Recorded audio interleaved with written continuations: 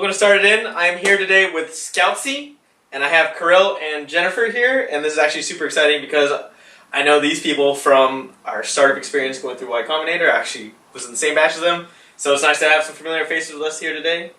Thank you for taking the time to talk to me. Can you tell me a little bit about what Scoutzie is and doing and all that good stuff? Thanks for coming, Koji. Scoutzie is a marketplace for design, so it's the easiest and the best way for you to find a designer to work on your iPhone app, Android app, website, and so forth. And for designers, it's the best way out there to start their freelancing career. Mm-hmm. Well, you've explained Scoutzie, so... And there you are. Okay, alright, very good. And there are a couple of topics we want to discuss today. The first, I think, regards sort of design. So design is something that I think all startups acknowledge as being a very important aspect of all their products. But, like, what is a good time to sort of introduce? Do you need a full-time designer right from the beginning or the end? What are your kind of thoughts on that experience? And maybe you could help the startup people out there with that. Sure. We get this question a lot. And it really, I hate to be diplomatic and all, but it really does say it depends. If you're a bootstrap company, obviously you're resource constrained, and chances are you will not be able to afford a full-time designer. And contrary to popular belief, offering them equity often will get you rejected. So if you really, they gotta eat, right? Even the designers gotta eat. So if you want to work with a professional designer, it is not necessarily. It is all dependent on how much you can afford. Design is an investment.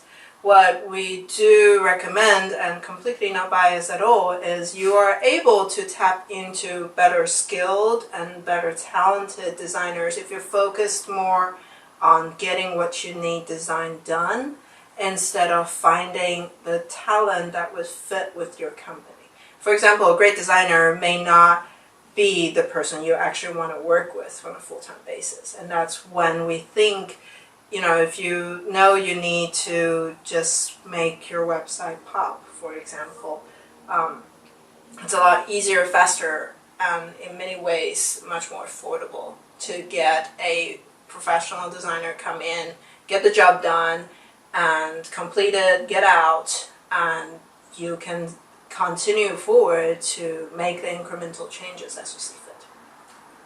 And, you know, just to give a different perspective on the same issue, I think a lot of people really overestimate how much of design they need right away. And also maybe they, hello kitty, and also they forget that, you know, once you design something, there's a really long development cycle. Even if you do all sorts of lean, agile, you name it stuff, what happens a lot of times is you design something and then your designer sits there and just doodles for months while waiting for you to actually implement all the beautiful stuff. And at the same time, as a startup founder, I think you should be pretty good about understanding what you need in terms of user interaction, right, and your product. And in that case, you can definitely design as much of it yourself. And I don't mean design, you know, beautiful in Photoshop. I mean design just like put it out on paper, make a mock-up, make a PowerPoint, and then you can go to a designer and say, like, can you give me a feedback? Can you make this beautiful? Can you fix everything I messed up, given my ideas about my users, right? But it should really start with you.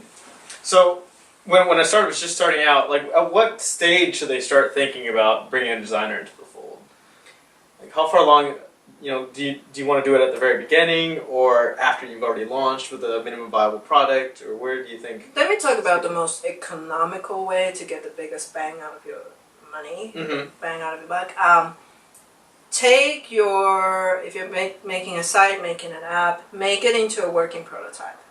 And then the biggest difference that the designer can bring usually is on visual, making it just look that much better and look that much more elegant. So complete your fully working prototype, then have a designer just come and skin it, basically. Make it look presentable. I think from what we've seen of all the different projects, that often gives the most visible return to the product. And of course, you know, by the time you have a working prototype, you can depending on the designer you hire, he or she will be able to tell you, well, maybe you can change and improve these interactions a bit more.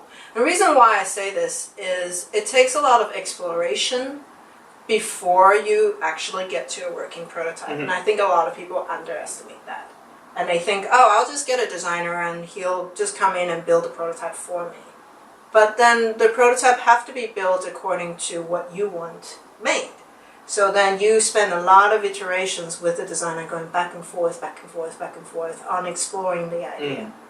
So by the time you've made a prototype that's working, it doesn't matter if it looks fugly. That's why then you ask a designer to help you skin it and then just add that perfect touch to it. Would it be valuable to have already launched and have customers using it? Like, does that It does. feedback help the designer in any way, or does that kind of get in the way of the whole process? It depends on your product. If you are how should I say this? If your product is very much design centric, then you probably don't want the first impression of your first designer thinking, ugh, this is a really bad design of a product. You know, if that's your biggest differentiating factor, then obviously you want to start with good design. Right. Start looking, professional, right? But if you are really, say, a hardware company or something where, the look and feel of that first touch not necessarily going to deter your buyer, or if you're a B2B play, for example, then if you want to launch, if you think you look good enough to try it, why not? Okay. And that said, though, when you hire a professional designer, you're hiring a professional. So to an extent, you can have your own opinions as to what your site or app does and how it works and what your users want. But you got to talk about all of that with your designer and really at some points trust their opinion or at least evaluate their opinion, right? Because what we see happen sometimes is people come and say, hey, I want this done, but I want it done in this color to work like this, and that's not a very good indication of the fact that you're going to be able to work well with the designer. What you should do is really explain your problems, explain your goals, explain what you know about your product so far, and then talk to the designer and bounce ideas back and forth to try to morph your product into something that it should be, right? As opposed to just saying, let the designer design. Yeah, let the designer design. Yeah, exactly. Okay, excellent. Well, thank you very much again for taking the time to talk to me. Thanks. This is Scoutzie. Look them up. They're a great Seattle startup.